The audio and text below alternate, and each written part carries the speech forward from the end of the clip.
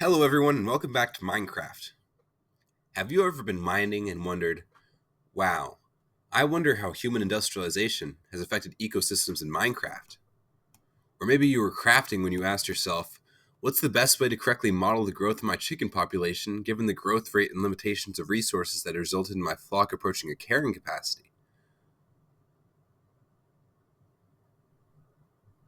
Well, you've come to the right place because that's exactly the kind of question we're going to be answering today. So when you're breeding chickens and you only have four chickens, when you breed them, you get two more chickens. You've gone from four to six. Now, if you wait 20 minutes, the baby chickens will have grown up and the chickens can breed again. Now, each pair has made a new chick and you have three more babies. But the number of babies you get from each breeding cycle is increasing because the larger the population, the more births that are possible. This is called an exponential, and it means the total number of chickens is going to increase more and more until it reaches infinity. However, this is not what will happen in practice. You can't have a population that grows exponentially without bound because it gets far bigger than what can be sustained by the resources available. Real populations have a carrying capacity, or the largest number an ecosystem can support in terms of the population. An example of a carrying capacity would be how you can't have any more than 70 mobs that spawn naturally at once. To model the growth of these chickens, you'll need to start out by figuring out how often they breed. We'll set X to be time, and from there we'll need to calculate our growth rate per hour. Every 5 minutes, a chicken is able to breed, making one new chick. Those chickens will take 20 minutes to grow up, but for simplicity's sake, we'll assume the baby chicks are fed so they can grow up and breed after their 5-minute cooldown, same as any other chicken. So if all chickens breed, we'll expect on average number of chickens to increase by 0.5, as every 2 chickens make one chick. That gives us a growth rate, or R value, of 0.5. Generally, the way to find the R value is take the equation births minus deaths divided by the population size. But in this instance, there is no deaths, so for the population of 2, for the first birth cycle, you'd expect one baby. And if you divide the number of births by the original population, you get 0.5. Taking this R value, we can create the exponential function, which should be n parentheses 1 plus r parentheses to the power of t, where each t value represents an increase in time by 5 minutes. Now let's take those 2 chickens and let's see what happens after the first breeding cycle. Now we have 3 chickens. Let's go through the second cycle. Now we have 4 chickens. We expected 4.5 chickens. This happens because there was an odd number of chickens that could breed. This is somewhat similar to real life, as models are not always completely accurate to the real population numbers. Despite this model being imperfect, we're still going to use it for simplicity's sake. So let's do one more growth cycle. Now we have 6 chickens. Now how many chickens would we expect after doing 10 growth cycles?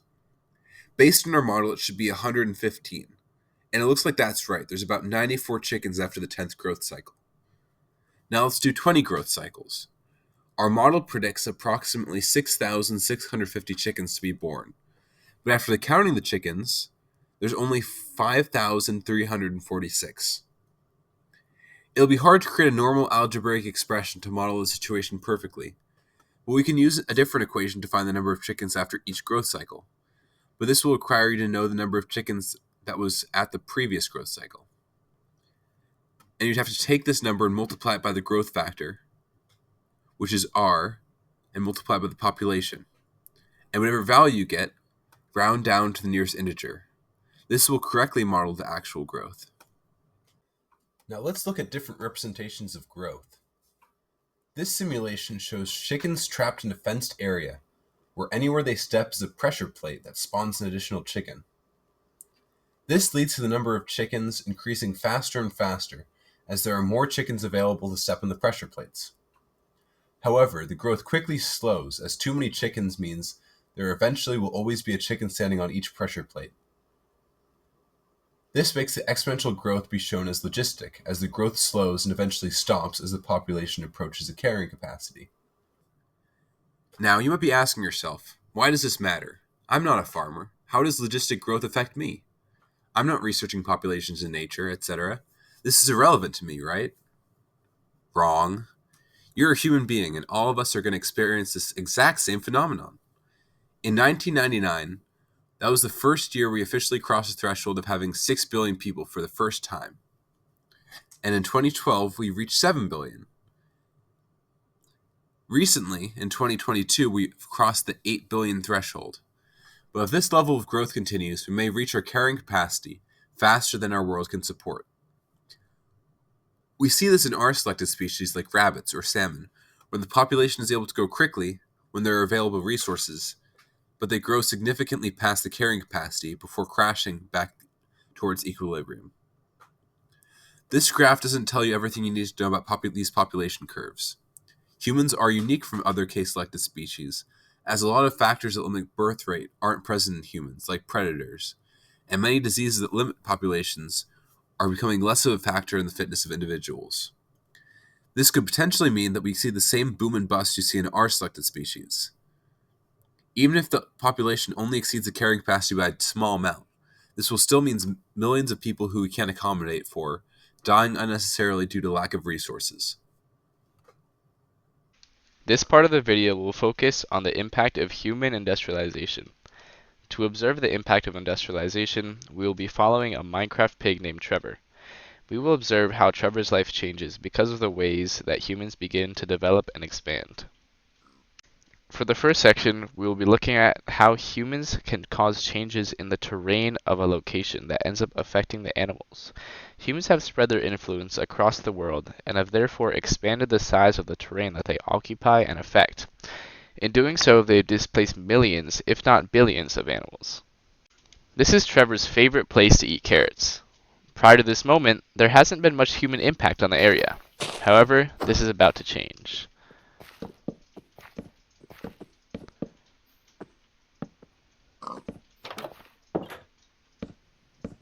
As you can see, this human has come to build his house in what was formerly Trevor's favorite place to eat carrots. Because of this, Trevor no longer has his favorite spot and has lost its food as well as a place he knows is safe. This is only one example of how animals have been impacted by the arrival of humans and their construction projects. If you look around you, what you are looking at is formerly territory that animals thrived on. However, because of how humans have built up and developed, the animals have been relocated to less desirable places. We're now going to look at how mass agriculture, specifically mass production of animals for food, have impacted animal populations across the world. Behind me is a concentrated animal feeding operation, also known as CAFO. These places are common around the world and provide food for many humans. However, it confines animals in tight spaces, with their only purpose being to die. This ends up impacting animal populations, because animals need to be taken in to breed in these, and all their future kids will be destined to die in the name of feeding humans. This inhumane practice, made simply to kill animals, leads to millions of animal deaths per year. As humans continue to grow and industrialize, they will need more food, meaning these will be the only way to provide for the ever-growing human population. Look at Trevor over there, watching his family being subject to torture. Not to mention, when cows are used in concentrated animal feeding operations, their existence leads to increased methane production because of the fact that when cows burp and fart, they release significantly more methane into the environment than other animals. This can have catastrophic effects on the environment, more of which we will see next. Perhaps the most significant impact of industrialization is the release of fossil fuels, such as carbon dioxide, that are released into the atmosphere due to increased use of energy in, for example, factories. As fossil fuels are released into the environment, animal populations across the world are severely affected. Let's take a look at Trevor. Because of the release of fossil fuels, such as carbon dioxide, into the environment, Trevor now has lung cancer. Good job, guys. There can be other severe health effects and illnesses from breathing in air or drinking water that contains excess fossil fuels or that is polluted. For example, there can be reproductive issues, meaning Trevor may not be able to have kids, and neurological disorders that result from too much exposure to water pollution. This usually only happens in cases of water contamination from factory waste, however, so do not feel scared to drink water. Pollution can also lead to more severe weather conditions. As weather conditions worsen with more severe storms, animals are more likely to be displaced, have their food source put in jeopardy, be separated from families, and may even die from the occasional falling tree. Industrialization and overall human development is not all bad. There has been major progress in scientific research and other key parts of the world. However, as humans, it is important to recognize the impact that our growth and existence has had on animals living through the last 200 years, as humans really took over the planet. That's all Xander and I have for you today. Make sure to hit that like button and subscribe. See you guys in the next one. Peace.